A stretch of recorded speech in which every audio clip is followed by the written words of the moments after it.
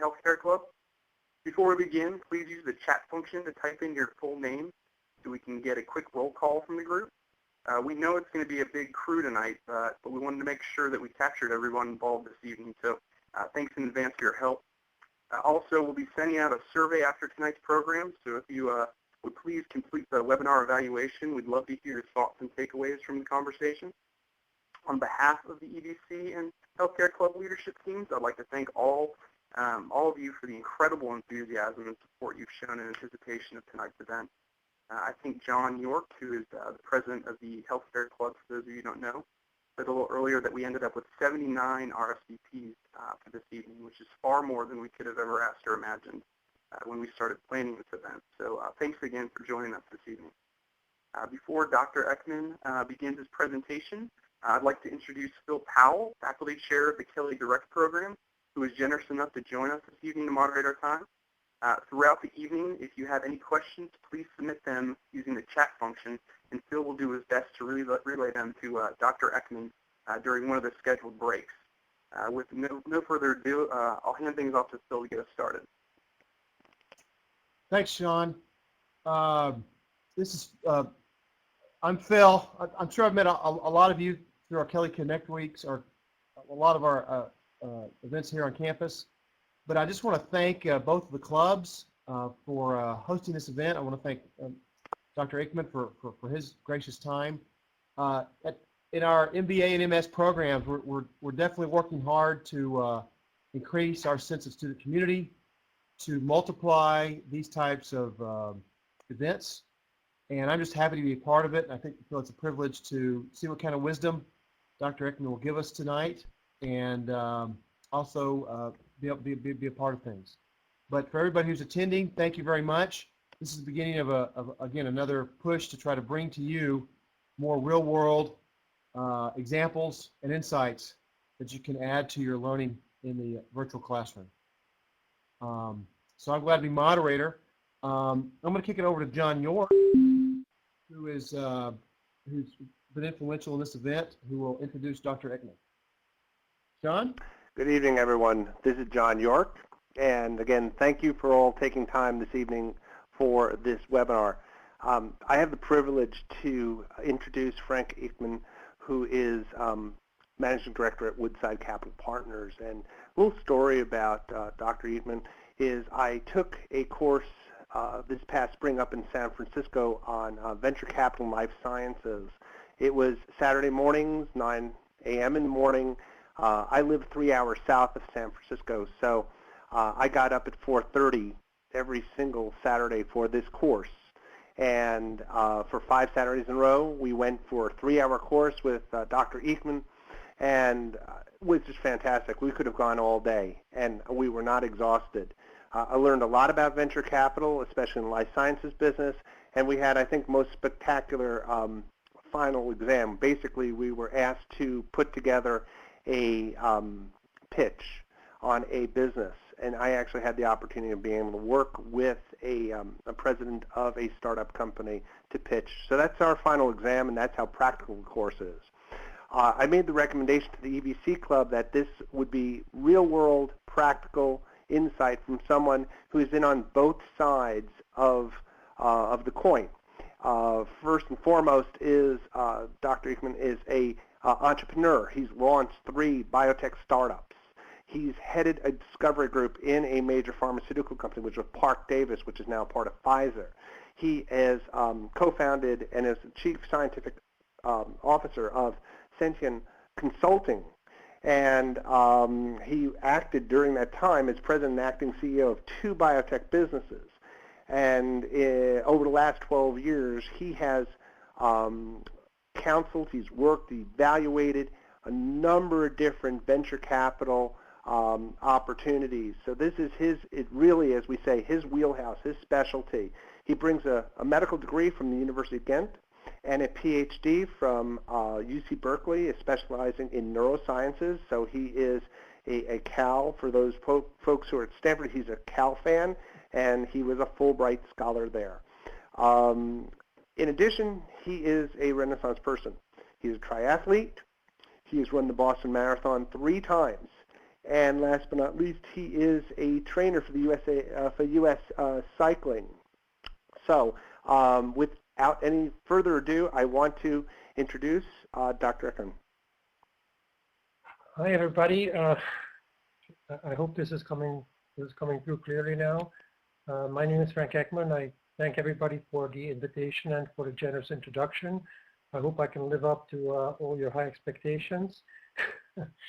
And I'll try to teach you something practical about venture capital, mostly in life sciences, where I have done a lot of diligence. I've done, like John was saying, 12 years of diligence, or VCs all over the valley, basically anything from seed rounds, including angels, anything from seed rounds all the way to mezzanine financing.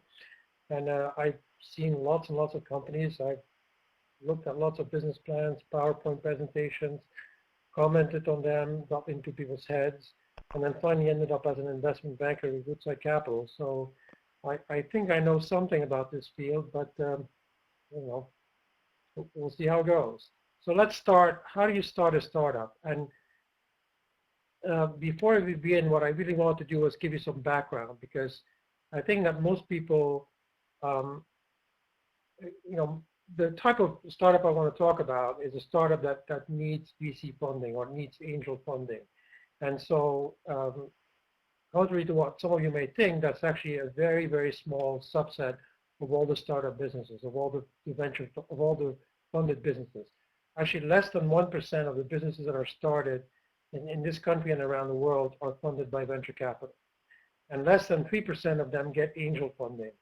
And angel funding meaning, high net worth individuals or clubs of people that are well-to-do and want to make investments.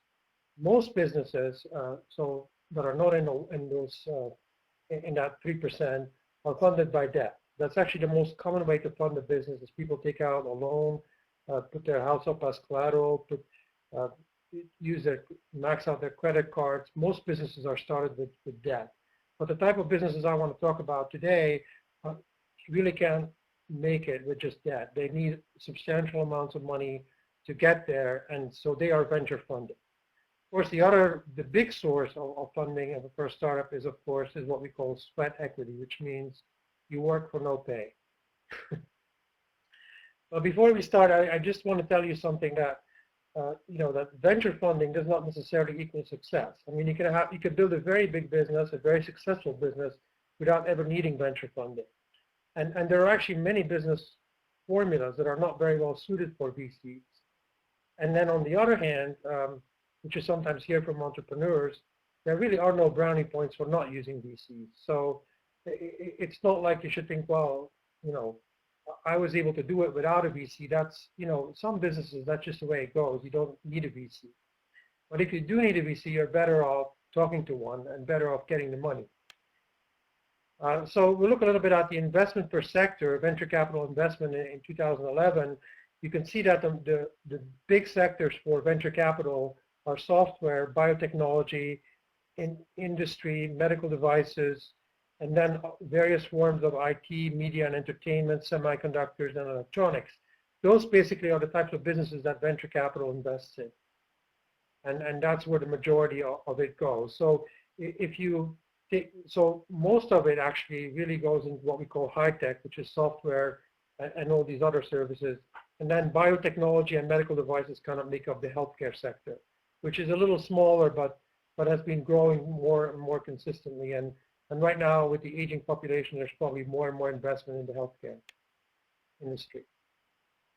So what is a venture fundable business? What does it mean for a business to be venture fundable? Well, what type of business can really go to a venture capitalist and hope to be successful? Well, venture capitalists are really only interested in companies that have the potential to become a large cap. And that used to mean 1 billion market cap. That now means probably more like 5 or 6 or even 10 billion in market cap. So it has to be a big company. It has to be something like Facebook, something like Amgen, something like Genentech. It has to have that kind of potential. Otherwise, it's just not worth it for venture capitalists to bet their money on it. And then when you look at, so that's sort of the general description. So if you just want to make a business that's medium size, you're probably not really funded, you're really not fundable by venture capitalists. And over the years, that have just gotten, quote unquote, worse in a sense, because venture capitalists have raised really big funds. And when they have really big funds and limited partners, they can only pay attention to a certain number of businesses. So they have to put lots of money to work. And so that's an important part. Secondly, the business has to have a first mover. It typically is a first mover with a significant barrier to entry. What venture capitalists are often very much afraid of is that somebody who's already in the market will spend unlimited amounts of money and outcompete you. So the business really needs a barrier to entry. It needs to have a hurdle that somebody can't overcome by just putting in money, because those big companies that are already in the market have a lot more money than venture capitalists can use. So it has to have a disruptive technology. It has to be significantly better than what's out there. It can't just be sort of an incremental improvement. It has to be something different, something that is novel. And it has to have what people call a sustainable competitive advantage. And by that we mean, by sustainable we mean that the competitive advantage will last at least through the time of funding. So for the next 3 to 5 years, the business has to have an advantage that stays with it. It can't just be an advantage starting and then the advantage disappears. It has to be there all the time. And it also has to scale faster than linear, which means, sort of using a little math here, but it means that it has to scale faster than the number of people that you can add or than the costs that you can add. It has to ideally be a business that needs a lot of capital and then produces something that can be like reproduced in cookie cutter fashion and doesn't cost anything anymore. So it just scales faster. And it has to have a very large market. Companies that are less VC fundable or not at all VC fundable are businesses that don't need a lot of capital, or businesses that have sales that can use sales very early on. Those businesses typically can be funded with debt. They don't need a lot of capital. As soon as they have sales, they have collateral, they can get a loan, and that's a much easier way to fund the business. So also not suitable are consulting or professional services businesses, because those businesses scale with the number of people. They scale linearly. For every person you add, for every amount of business you add, you need another person. And that too is not a very venture fundable model. Services are not either, because services, again, as you get more and more business, you need more and more resources put to work, and basically the resources or the people scale with the amount of work you can do. Also not very good is a business where the main outlay is in salaries, where the main sources or the main uses of capital are salaries. Or businesses that don't have good IP protection. And certainly in the healthcare sector, IP protection is everything. I mean, in the healthcare sector, you don't have a business without IP. IP is the most, by that I mean patents, right? Intellectual property is the most important thing that you can have in that kind of business. Fast-moving businesses can also sometimes, do very well without VC funding. And in the healthcare space, again, if you don't have any regulatory hurdles, so if you can really quickly get into the market and generate sales, you're typically not a very good venture bet. So the businesses that are VC dependent are, so the businesses that are well suited for VC and almost, I would say, dependent on VC, just really can't get there without some VC funding, are businesses like biotechnology, where you have a lot of regulatory hurdles, you have to invest a lot of money, you have to wait a long time before you can actually generate some sales. And so you need a substantial amount of capital and you really have no collateral. So there's really no way to debt fund it. There's not even a good way to angel fund it because of the amount of money you need. The same applies for pharmaceuticals and for high tech, and also for a lot of the software applications. Although some software things like gaming sometimes can bootstrap themselves and they don't necessarily need venture funding. But as you could see from the earlier slide that I showed, you can see where venture capital goes, and those are also the type of businesses that really need venture capital to succeed. And so I think I'm going to take a little break here and see if there are any questions. So Frank, this is Phil. Thanks for that great introduction. I got a couple just questions off the top of my head. and I invite anybody in the audience to type a few questions in. You had a list there of sort of a checklist of necessary conditions to be even considered for venture capital. Which one of those, or which couple of those, are most often missed? You know, or which ones do you see more of that are satisfied versus others? Which are the hardest conditions to meet? What you often see, I think, what you often see is that people come that the market is too small. That people come and say maybe they have a drug, maybe they have some sort of maybe they have a medical device, maybe they have some gadget, and there's just one gadget, and the addressable market, maybe they can get to to $20 million in sales, 50 million, but it's just not a large enough market for it to make sense for VC. You see that a lot. That's actually, I think, probably the most common thing that you see is that the market is just too small. For a VC business, you really need a huge, huge market to succeed. I got another question. On your end, if you're a venture capitalist who takes his job, who takes things very seriously and wants to be efficient with their time, you know, when you say 1%, that's like such. I can imagine being a venture capitalist is like searching for a needle in a haystack.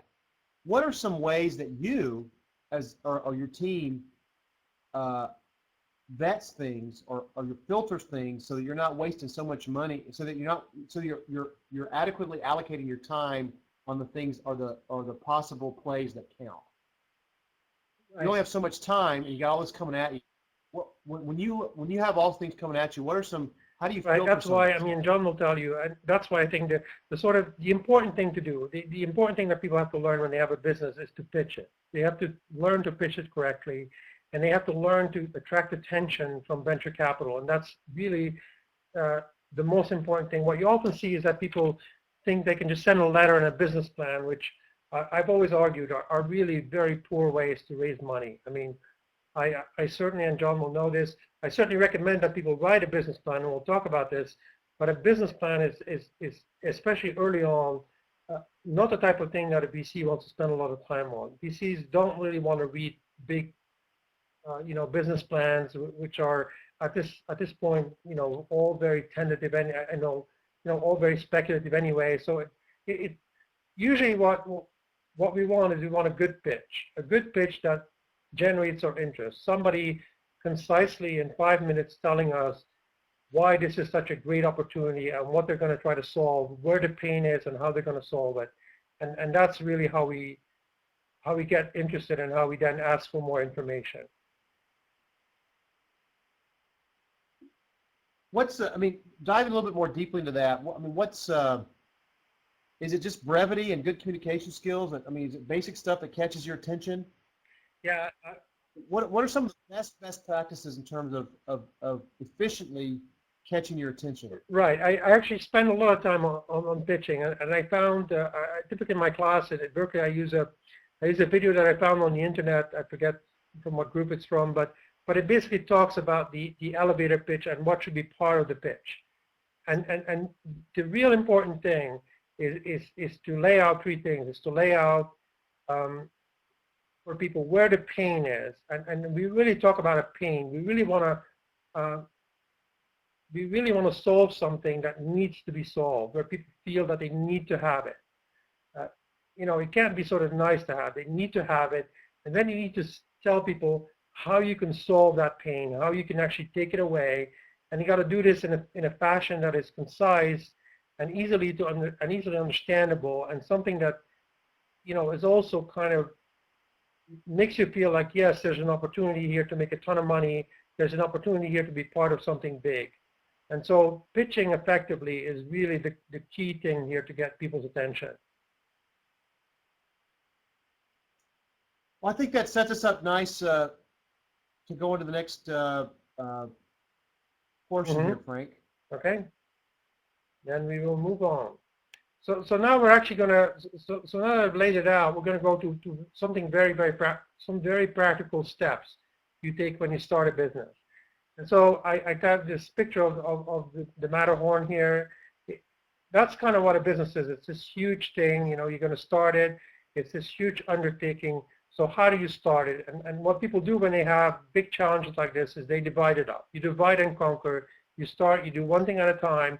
You try to reach one, you go from one milestone to the next. And that's the key thing, is like to make sure that, you know, you don't get overwhelmed by all the things you can do, by all the possibilities, but you really sort of systematically attack it all.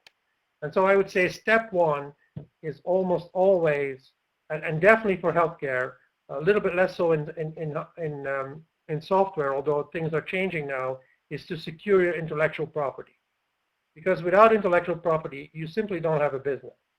So you don't have to go to a venture capitalist, certainly not in healthcare, and tell them you have all these fantastic ideas, and then they ask you, well, do you have a patent filed? And you say, well, I have no IP. Well, you have no IP, you have no business.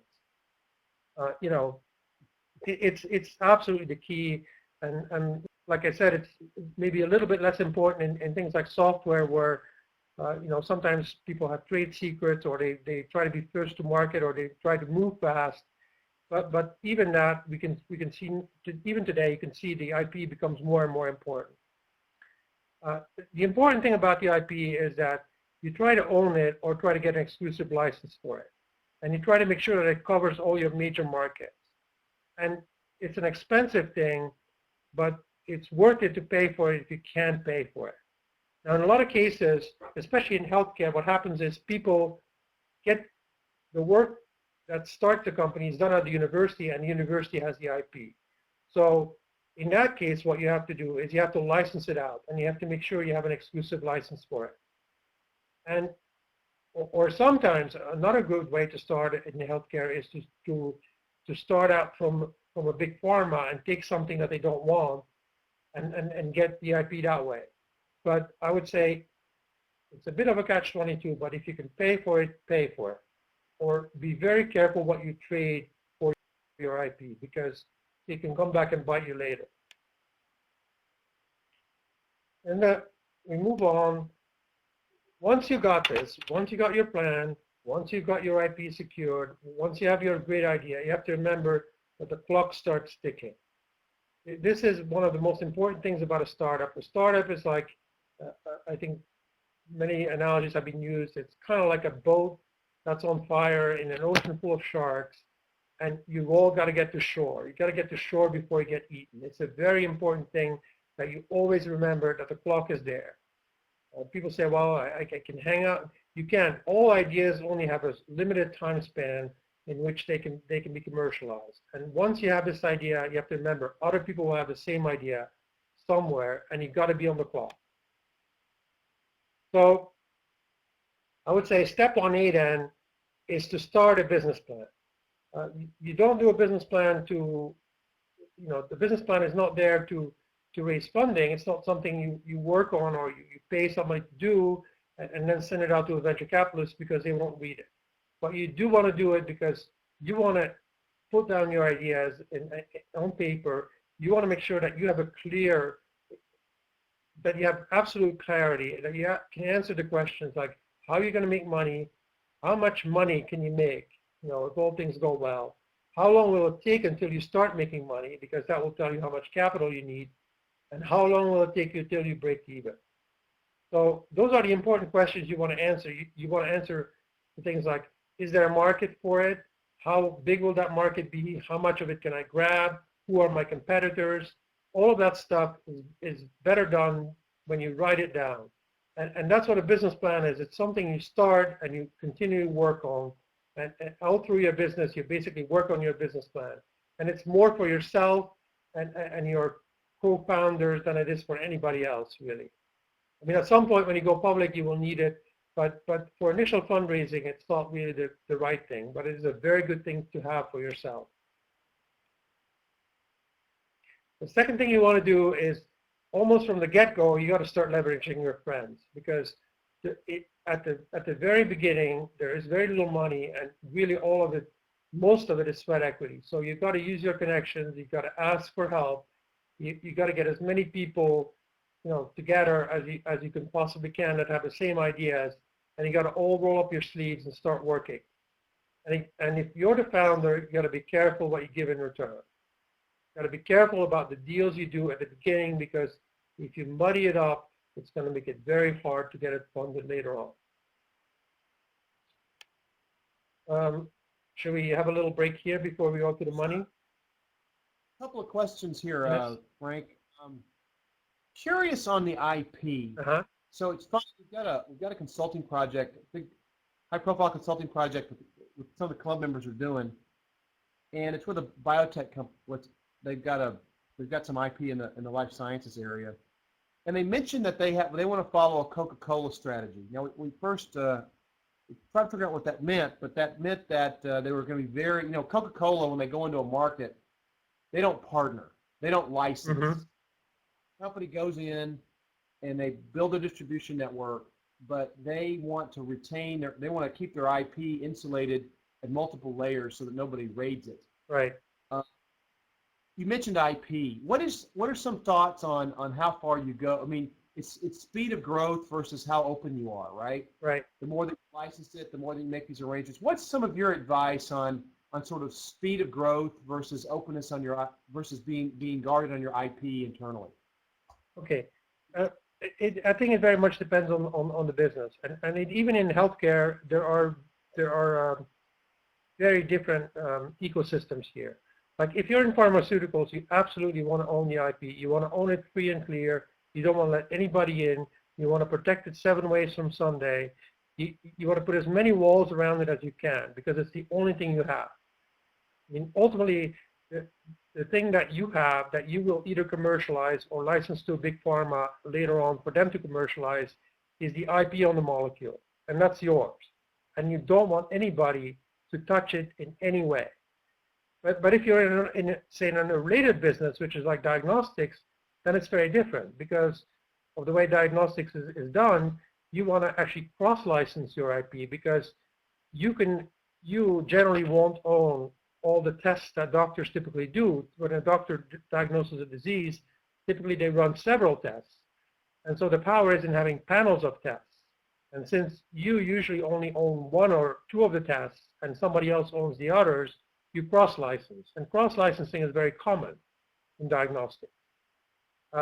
In software, it's also very common, because you may have certain tricks like like a shopping cart, or you may have one-click shopping or whatever, and you want to cross-license it with other people. So it very much depends on the type of business you're in. But I can tell you for sure that in pharmaceuticals, you don't ever want to cross-license anything. You want to own it all. It has to be yours. Frank, sort of another question on venture capital in general. In terms of scale, can you give us a sense of the scale? You had that pie chart earlier. Relative to all the investment that goes on, I mean, you mentioned that most businesses are funded via debt. Do you know how big venture capital is as a percent of total investment activity in the United States? Well, I mean, that's kind of hard to say, because, of course, when you say 1% of all businesses, I mean, there's a lot of businesses, people start a restaurant, that's a business, right? So there's not everybody who starts when you look at the whole ecosystem of all businesses, there's a lot of businesses that are started that never, they never intend to become really huge major, market cap companies. And so they're funded by debt, basically. But the interesting thing perhaps is to say that the amount of money invested by venture capital and the amount of money invested by angels is about the same. But how it's invested is very different. The angels put the same amount of money over thousands of deals, all little bits and pieces, whereas venture capital typically does a lot less deals per amount of money than the angels do. So for those businesses that want to grow big, that use institutional capital, and here I include angel capital, it's very much, the angel funding, and angels will often tell you this, that they invest a lot more money than VCs. They do, but they invest a lot less per company. Awesome. Well, good. Well, that's a good introduction here to sort of what you got here for step 2. So once you move forward on that. Right. So let's talk about money. So you want to have money. So what are, I mean, give you a brief overview, and of course, you know, we have limited time here. Normally, I spend quite a bit of time on these individual things, but the sources of funding that you can use. So typically, there is your own money, which is always the easiest to use, and you may either have it saved up or whatever, or you may use collateral, like take out a second mortgage, or max out your credit cards, or you know, borrow it. But basically, your own money is the easiest money to start with, and that's how most people start. Then there are what we call the 3 F's, which are the friends, family, and fools, which is somewhat ironic, which are sources that a lot of people tap into. They certainly try to convince their friends and their family to spend some money, and then also maybe the neighbors who don't, you know, we typically call, or people call fools, because, you know, they're really often don't have the kind of idea what they're getting themselves into. But you have to be very cautious there, because really, I always say, if you want your friends to stay friends, you probably don't want to use their money for your startup. Anyway, another thing that is now very popular, and that's now going to get regulated by the SEC, and that is sometimes used in Kickstarter and whatever, is called crowdfunding, where you use the internet or you use some method of social networking to get funding. And if you have a small project, the SEC doesn't really care. But what we've seen now is that people are actually trying to start real businesses, or businesses that intend to grow bigger using crowdfunding. And there you have a problem, because in the US, to invest in a startup company, you have to, if you invest in a startup company that isn't yours, or that you don't have a founding interest in, you have to be what is called an accredited investor. And an accredited investor is somebody who has a high net worth, who has a certain income over a number of years, or who has a certain net worth apart from their house. And those are the only people that are actually allowed to invest in a startup business before it goes on the market. So there's some issues there with crowdfunding, and this is a whole complicated area that the SEC is now taking care of. I just want to warn people, don't just go out and raise money this way without thinking through all and thinking about all the legal consequences, because if people later find out that your investors are not accredited investors, you're in trouble. Grants are not a great way. Grants are a great way to get money. It's non-dilutive. There are tons of different grants. They can be used for tons of different things, even things that you haven't thought of. Grants are typically used to cross what we call the valley of death, which is sort of the area where, you know, most businesses manage to get a little bit of money to get off the ground, but then they sometimes lack the money to get to their proof of concept. And that's what we call the valley of death. When you have a little bit of money, but you need to raise that additional big chunk that kind of has to get you to where you can get an even bigger chunk. But the catch-22 is that the people that want to give you a lot of money don't want to do it without the proof of concept, and you don't have the money to do the proof of concept. And that's where grants play a big role, especially in healthcare. And then we go to the angel group, the high net worth individuals, and the family offices, which are basically people that invest their own money either in a group, like an angel group, where they invest maybe 20K per person, or high net worth individuals who can put up 250 or 300K, or the family offices. And that's usually a stage that precedes venture capital, which then puts in, you know, a lot more money, maybe 10 million or more over several rounds, as well as corporate VCs. And then there is another form of debt that you can use once you have venture capital. Then certain places like Silicon Valley Bank and whatever will give you loans or leases that are basically backed by the collateral of your VC investment. And then finally, before you go public, there's what we call private equity, which is kind of a form of VC funding that is used for expansion. These VCs don't have the same sort of requirements as the early VCs. They kind of more, they usually also want to see a company that's past break even. They just want to give you money to expand. And then finally, there's what we call the exit, or the final fundraising, which is a public offering where you will allow the public in, and where everybody can then invest in your company, and where also your investors, your earlier investors, can get to liquidity and get their, you know, much hope for exit, basically, where they can get their money back out. So these are just the various things you can do to get funding. Now, to do that, you need to build a structure.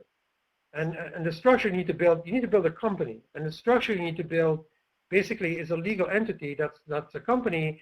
And there are various different forms of companies. And again, I can only briefly touch on this, but there are sole proprietorships, partnerships, limited liability companies, corporations, cooperatives. Basically, the reason why people take one over the other has to do with liability, has to do with taxes, has to do with profit sharing, it has to do with shareholder protection. But in general, a VC company, a VC-backed company, even if it was started as a different company, will end up becoming a Delaware C Corp. And it's a corporation incorporated in the state of Delaware just because the state of Delaware has the best protections for shareholders. So even if you start your business in California and you incorporate in California, chances are when you get your first round of VC money, they'll reincorporate it in Delaware. Although lately we've seen other types of businesses like LLCs come back, but in general, what VCs want is a corporation.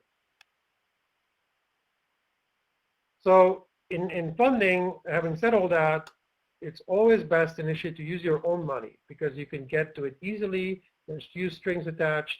It won't distract you. It will send all the right messages, both to yourself. You have skin in the game, which is a very important part. That people like you to have skin in the game, and you may even feel the need to, to feel at risk. And it sends the right message to everybody. So if you start a business, typically what we want you to do is to start with some of your own money. And should we do a little break here, or is it too soon? Sure, Frank. A couple of questions have come in.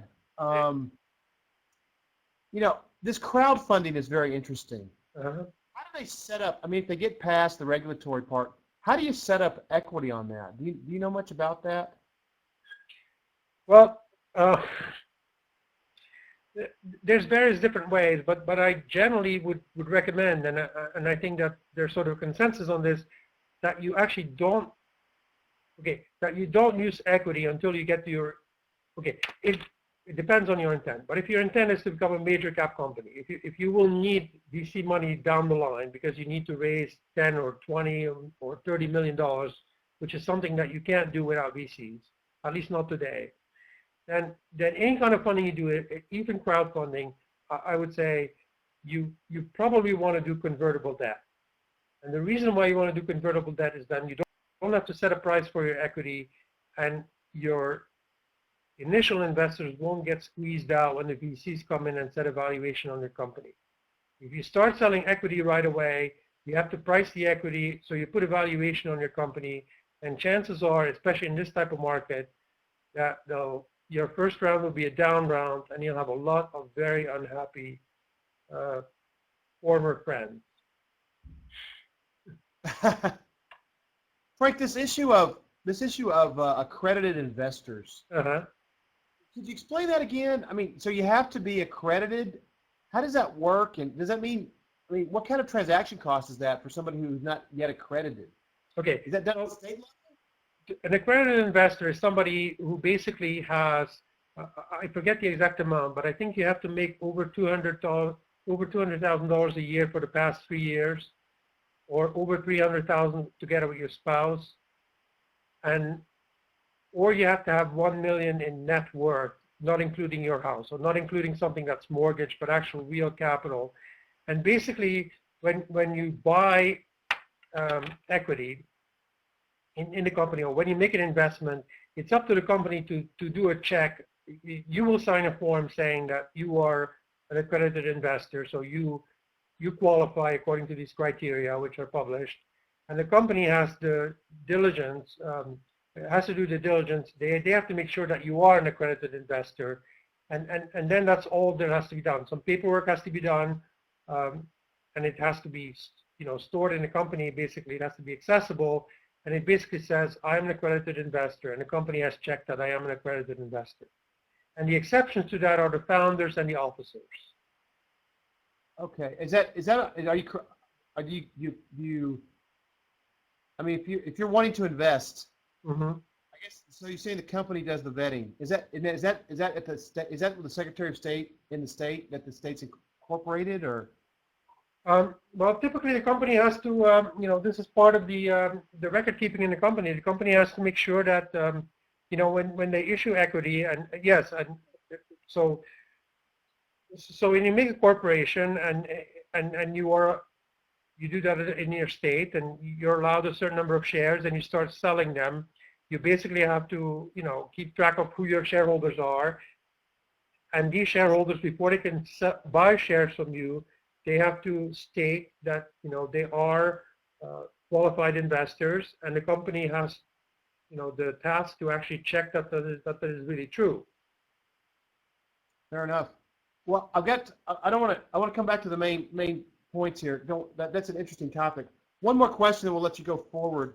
A question came in is, bottom line, Frank, when you're a venture capitalist, sort of rule of thumb, what rate of return are you looking for? And then, is any sense of social mission an absolute turnoff? How does this triple bottom line discussion enter into sort of how venture capitalists are thinking about life? Okay. Well, I mean, typically an early stage investor will look for at least a 10x. There used to be a famous angel group in the Bay Area that was called 10x. So an early VC will look at least a 10-fold return on their investment. And actually, investors never talk about percentage of return. They talk about, X, multiples of return. They actually may hope for a lot more. I mean, I think that the early investors in Apple did a 400x, for instance.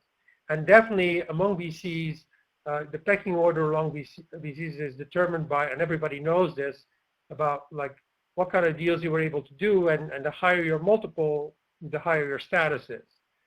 Later VCs, which are technically private equity, will look for much lower returns. They'll look for 2 or 3 times what they've invested. Great. Well, what about this issue of social mission? Well, and then people will not actually be aversive to social mission, as long as you keep in mind that the primary goal should be to make money. But there's certainly no. I mean, VCs like to do. I mean, I always say this. They have a romantic streak. I mean, they like to be part of big things. They like to do good things. They like to feel good about, like everybody else. But at the end of the day, they're investing other people's money. They're investing the money from the limited partners, and they have to, make sure that, they do the right thing to get the kind of return that they can. So you can have a social mission, but it can't get in the way of making money. Great. Well, thank you. Well, won't you? We don't want to hold you back here. Those are great answers. Please continue. Okay. Well, I see I may have to speed up a little bit here, but there's a lot of things that I'm trying to cover. But so the second thing you should do is, so let's see where I'm at here. So once you have your legal structure, you have your initial money, you have your shares authorized, you should, especially when you're in healthcare, but even in other businesses, you should start looking for grants, because grants have a very long lag time, and grants are fantastic non-dilutive funding. And they're also fantastic in that they come with an implicit endorsement, because typically a grant is peer-reviewed, and so that also will make your investors feel more confident that what you are doing is the right thing, that scientifically your company is sound. And in certain fields like healthcare, the scientific foundation to a company is essential, right? People want to know that you're doing something right. So grants are very valuable, not just for the money being non-dilutive, for the fact that they can get you over the valley of death, but also for the implicit endorsement that you get from the fact that you have a grant. And grants you can get from all kinds of sources, not just the government. You also have venture philanthropy. There are a lot of disease foundations. There's a lot of, the military has tons of different grants. I mean, consumer applications like face recognition, biometrics, whatever, will all, the military is very interested in those. The military is very interested in encryption technology. So there's a whole range of grants available. And I think it's an important thing that a lot of people are afraid of. They think, well, we won't have more IP, but it's something you should definitely look into because it's a very important thing to do. And with grants, most grants, if you don't write your own or if you've never written a grant, you're probably better off hiring a writer because insiders tend to have better success because grants are peer reviewed and peer review, even though it should be neutral, often isn't neutral. Or not as neutral as we want it to be. And then the thing to do, so once you have all these things together, is to start pitching. And you have to start, and I keep saying this, and John knows, the pitch is the most important thing. You've got to learn to tell people about your company, and you got to learn to tell them in an easy to understand way what your company is all about, because you're going to need it all the time. You're going to need it. You should practice with your family and friends. You should practice just to get better. You will need it to engage others into your company. You will need it to find partners for your company. You will need it to find employees for your company because you're going to have to motivate them. You're going to have to tell them what a great thing it is because you won't have money to pay them. You got to pitch your customers because otherwise they won't buy from you. And you got to pitch the angels and the VCs that are going to give you money. So, and the pitch is really the thing that makes the difference. We've talked about this before. VCs don't have a lot of time, or at least they want to pretend they don't have a lot of time. And you've got to get their attention. So you got to learn to say in a very concise manner what your company is doing and why it's such a big, great idea. And then you got to get, once you've done all that, you've got to get to the real money. And the real money, and by that I mean VC money, so the large chunk of money. Here, the biggest problem here that I found is that, and the biggest misunderstanding that comes into play here is that entrepreneurs always think forward. They always think, I need this to get there, I need this much to get there. They always think, they project forward in time as to how much money they need, right? And this is something you have to do. You have to divide and conquer. You have to say, okay, I want to get this drug to market, or I want to get this piece of software. And this is, of course, could be a long process. So you divide it up in milestones and you raise funding to reach the next milestone. But you have to do this and you have to project forward. But the problem here is that VCs, or people that invest in your company, think backward. They always think from the exit. A VC always thinks, what is going to be the exit, the IPO or the acquisition, when I get my money back? And then they're going to think, how much is this actually going to be worth? How much of it will I own? And how will that work? How much money can I put in so I still get my 10x?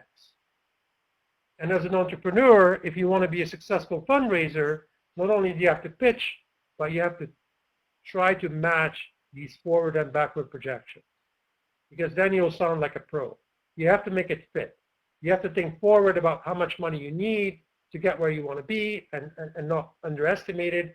And you have to think backwards, how much of my equity should I give away so that my VCs can still get their 10x and they'll be happy. And if you can make that fit, then you'll have a winning combination. And I already talked about the convertible debt, but that's basically the thing to do. So, let's see where we are. So then once you have it all figured out, so you know how much money you need to raise, you know how much money you need to get there, and you figured out that this is a possibility, you know, that you'll be able to get investors and they'll be able to get a good return and it all works, then you've got to start shopping. And the best way to shop, there's a lot of VCs, actually a lot less VCs now than there used to be 10 years ago, but you've got to prioritize them. You've got to leverage your connections, you've got to ask questions, you've got to use the web, you've got to try to find the VCs that fit best for you first, that are interested in what you're doing, that have investments in the same area, that aren't competing. You've got to prioritize them, and you've got to get the introductions, and you've got to make yourself visible so that they will actually pay attention to you and so that you can get in front of them and that you can use your pitch. Right? And then you just go and get the money. And we're going to take some more questions here. I'll tell you what, why don't we do this, Frank? Why don't you take us to the end here so that folks that want to that'll get us to 10 o'clock, and then we might have 5 or 10 more minutes afterwards if you have the time.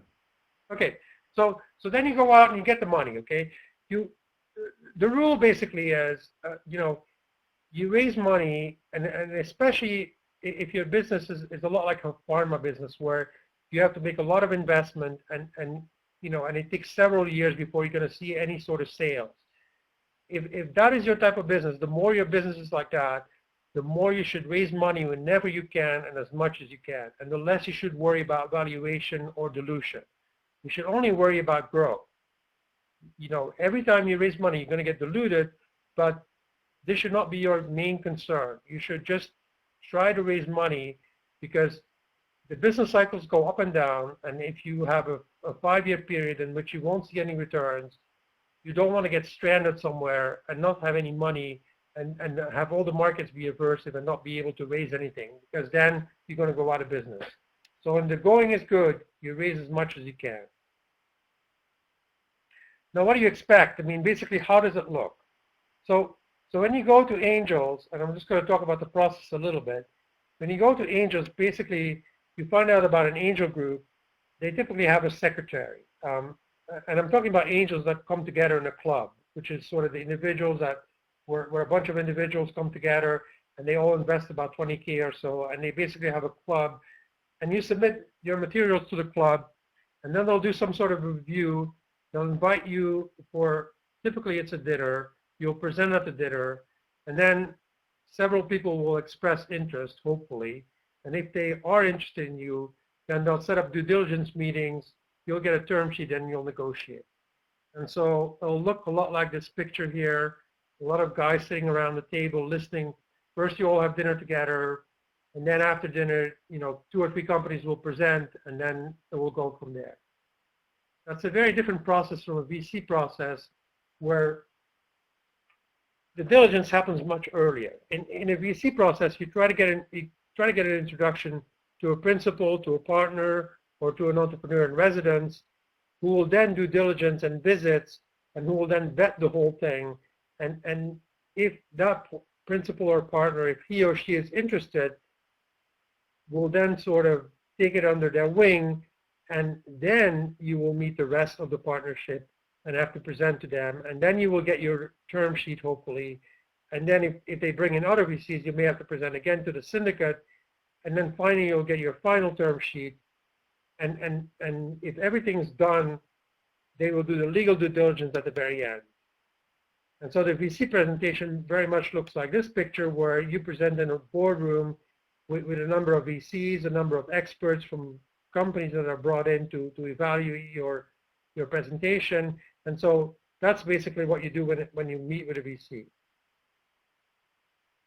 And the upshot of all this, what you really want to get out of all this, is a term sheet. Or a term sheet is basically a letter of intent. It's a non-binding letter that says, it's also of limited, it has a time window to it.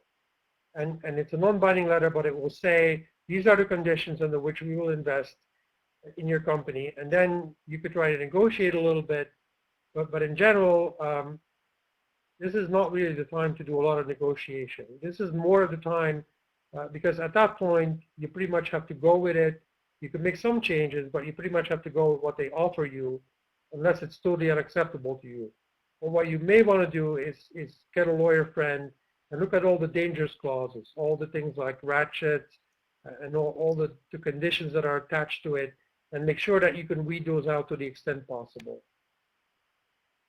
And my final slide just shows another thing that people often do, but they certainly do for an IPO, which is the roadshow. You can do a roadshow to raise VC funding, but basically then it will be much more limited. It won't go all over the globe. But eventually you'll end up with your roadshow where you're basically shipped around the world in a matter of 2 weeks, that basically never get to sleep and get to present to investors at the craziest times of the day or night, or your day or night, of course, because you always be during the day wherever you are, and which is kind of typical thing that you do before an IPO. And I'm going to take questions here. I'm sorry I had to condense all this material into a few slides. Actually, Frank, I think you've done really well. Here's what I'll do. I want to throw at you 3 separate questions, and Okay. let's take them in the order. I know that I want to be respectful of everybody's time. Can you go about 5 minutes over, Frank? Sure, no problem. We can keep going. Great. Well, I'll just for everybody in the audience, we'll wrap up between 10:05 and 10:10 Eastern time. I guess that's 7:05 or between 7:05 and 7:10 on the West Coast. But some three sets of great questions come in, Frank. So I'm just going to throw them at you. It's a little different. If you just take them in sequence. First question. So question number 1 is, what's your opinion about energy? And what are typical good VC targets for VC funding in energy? So that's question number 1. VC targets in what? Say again. In energy. In energy. Yes, sir. Oh, okay. So that's question number 1. Question number 2 and 3 are related. What's your advice for? I mean, obviously it's like a dance. Venture capitalists are looking for the right business, but in some ways, if you've got a really good business model or something that's going to be very attractive, what is some good guidance for finding the right VC from that perspective? Okay. Thirdly, in communicating projections, do you recommend being conservative? Oh, oopsie daisy. Say again about the projections? Yeah. Do you recommend in projections, once you've got the VC's attention, do you recommend being conservative or a little ambitious in your projections of the future? Okay, we'll start from the back, okay, because this is what I remember. Okay, so you have to remember everybody will discount whatever you present. Okay, so you don't want to be too conservative because you're going to get discounted anyway. So everybody always, you know, what you try to do is you try to present not the most optimistic picture, but definitely a picture that lies on the optimistic side. Okay, because like I said, no matter what you do, no matter how hardcore your numbers are and your models are, whatever you present will get discounted. And if you're too conservative, you're not going to jazz anybody. So you have to, I would say, you walk a fine line. You don't want to be too over enthusiastic, but you certainly want to be on, you know, on the positive side. So that's for that question. Now, when it comes to working with VCs, I think the most important thing in an early stage VC is chemistry. It's really, you have to remember, I mean, even though it starts out as you against the VC trying to get the best deal and everybody is kind of at odds with one another, ultimately the two of you, or you know, the group, you guys will have to work together for the coming, I don't know, 5 or 6 years until the company goes public. So you're going to have to work with that VC for a very long time. So you really want to find somebody, and they will try to find somebody that they can work with and be happy with. And even though you may at sometimes be at odds with one another and sort of argue, you know, you really want to have somebody that can help you. You want to find somebody that you can get along with, that you can work with, that you can reason with, that will, you know, that you can level with, because otherwise you're just setting yourself up for a lot of trouble. Now, when let's go back for the energy thing. Several funds have been set up for clean energy and big energy, and my chart was from 2011, and it used to be hot, but right now it's a little bit. It's had its up and downs. I mean, it's definitely becoming. I mean, I agree with what the question was. I agree it's a big chunk now, but it's not really as established yet as the other area. So if you go to a VC partnership, for instance, there'll be the high-tech partners, the software partners, and then there'll be the healthcare partners, and then there'll be the medical device guy, because that's sort of a special category. And you know, but you won't necessarily find the energy guy there yet in most VC firms, although it is it's not as well established yet, although a lot of money went into it, but it's had a rocky start, basically. How would you contrast sort of VC investment in energy versus speculatory investment in oil and gas exploration? Yeah, that's yeah. See a lot of the traditional VCs. I mean, it depends a little bit, of course, where you're at, but a lot of the traditional VCs, you know, the people on Sand Hill Road, the people in Boston around 128, I guess, the sort of the majority of venture capital, they might do something in energy. I mean, definitely Kleiner Perkins has set up a fund, I think, for green energy. But I don't think they're very keen on oil and gas deals. That's sort of a very specialized area of, you know, I mean, there's some parallels there with healthcare, but in that, you know, you make a lot of upfront investment and you still don't know until the very end whether you're going to hit something or not. But it's not an area that, at least I am not familiar with a lot of VCs that do this kind of thing. Frank, another back to more tactical question of the pitch or the business plan projection. Financially, when you're when you're laying out financial projections, what's some advice there? Do you state things in terms of present value? Is it basic cash flow that you want to talk about? You come back to projected multiples. What's the most effective way to communicate succinctly good financial projections? Right.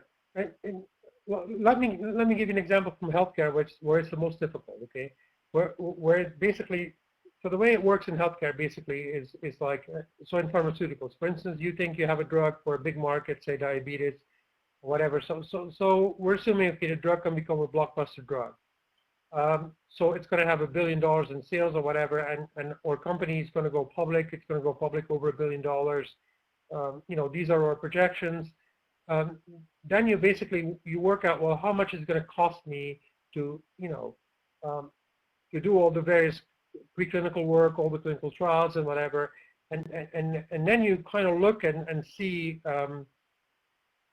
Actually, diabetes is a bad example because you probably can't sell it because, you know, you need a lot of salespeople. But if you say cancer, which is specialized, is only treated in a few centers, where you have a better chance, you kind of have to make sure that your projections work. You can't say, well, I need 500 million to bring this drug to market if the drug is only going to have $1 billion in sales.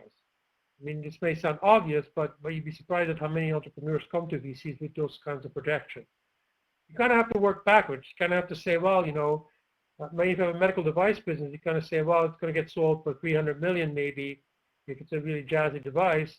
So, you know, if I'm going to sell half of my company, that's 150 million. So, you know, if they want to get a 10x, they're not going to put in more than 15. So you got to make sure that you can get it all together for 15, that you get it all done for 15. Otherwise, it's just not going to fly. In terms of,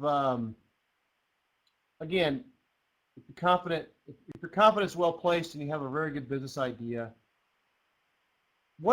is there tricks, and this goes back to the VC, working with VCs questions, do you try to get VCs bidding against each other? I mean, you mentioned earlier that you really shouldn't do much negotiating on term sheets, but is there a situation where it is actually wise to get venture capitalists sort of bidding for your, where you try to actually negotiate better term sheet terms? Yes, absolutely. But see, okay, well, what I was actually trying to say, and this is because the course is a bit condensed here, there's a lot of people that think that once they get a term sheet, they're going to roll up their sleeves and start negotiating. But actually what you really want to do is you want to do it all. Once you get the term sheet, it's usually too late to start doing a lot of negotiating. You know, what you want to do is you want to set it up before you get the term sheet. You want to create this sort of environment where there's competition, where you know, several people are interested in your idea and they want to bid against one another, because then the time of term sheets you're going to get are going to be much better.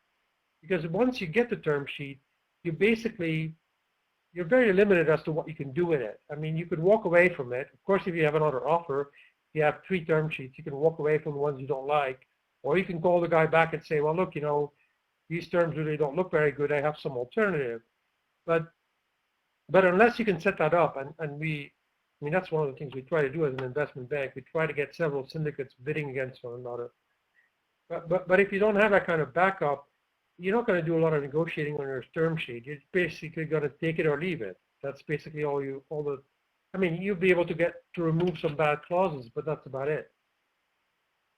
So Frank, I've got one good question here. I think we'll end the night very well. You know, we've got Kelly Direct we attract a lot of folks that want to get a top-ranked MBA while they are working or running a business. A number of our students are running their own business, have started their own business. Mm-hmm. And I'm sure that this session attracted them tonight. I really appreciate your wisdom and your advice. I mean, obviously they take some of our courses, which is more traditional sort of business school training. Mm-hmm. But obviously you're on the front lines. Are there a couple of books or a couple of things you'd recommend that these folks do to really bulk up their ability to be really good fundraisers of capital? I mean, for my course, I always recommend this book called High Tech Startup, which is actually a pretty old book. It has a revision, but the reason why I like it is because it was, because it's written by Nesbitt, I think. I mean, I think what's good about it is that it looks at it. It's an older book. I mean, it talks about fundraising, you know, at the time of Microsoft and Apple, and sort of in the 80s and 90s. But still, things come back, you know. But it talks really about it really looks at it from a VC perspective, and I think it's good for people that are going to be entrepreneurs. I think it's good to understand what the VC perspective is, and I think that's where most of the problems happen, is that the entrepreneurs and the VCs really live in different worlds, and they don't understand one another. And the better you can understand the other party, the better you can negotiate. And so, like one example I always give is this sort of forward versus backward thinking. You know, you hear entrepreneurs always think forward. They always want to put their valuation. They always want to think how much money they need. But VCs always think, what is the exit going to be, and how much money can I put in to still have my exit? So those sorts of things, understanding where the other party comes from, really helps. And so, and also just practicing and looking at pitches, just any kind of pitch, just learning how to condense your ideas into a very, very short and convincing, you know, 5-minute pitch. That's really the most important thing you can do. You know, you can explain to your 5-year-old, that's what you really want. You want to be able to explain how your business is going to make money to your 5-year-old, and if you can do that, you'll be successful. You know, Frank, I think that emphasizes something that we try to instill in our students, and that is, in the end, good management is about simplicity. Right. And so is sales, and so are pitches. So that's a great message to end on. Right. Well, anyway, Frank, thanks so much for your time. You've been very generous. This has been very good wisdom. John or Sean, I don't know if you want to say anything, but on behalf of the Kelley School of Business here at Indiana University in Bloomington, I'm very thankful, and I hope we can work with you some more soon. Hey, thank you guys. Thank you. I hope you enjoyed it. I hope you learned something. It was great fun to do. A big thank you for Frank from the Kelley School of Business class. I think that's a tradition. So hands clap or thank you definitely to Frank for taking time here. Also to all attendees, there is an evaluation. Please take a minute or two just to complete it, because your feedback is helpful for designing future meetings. Anyway, thank you all for taking the time. Thank you, Frank, for your time and your wisdom, and thank you to Phil for moderating this great session. Good night to all Good of evening you. all. Good night. Bye.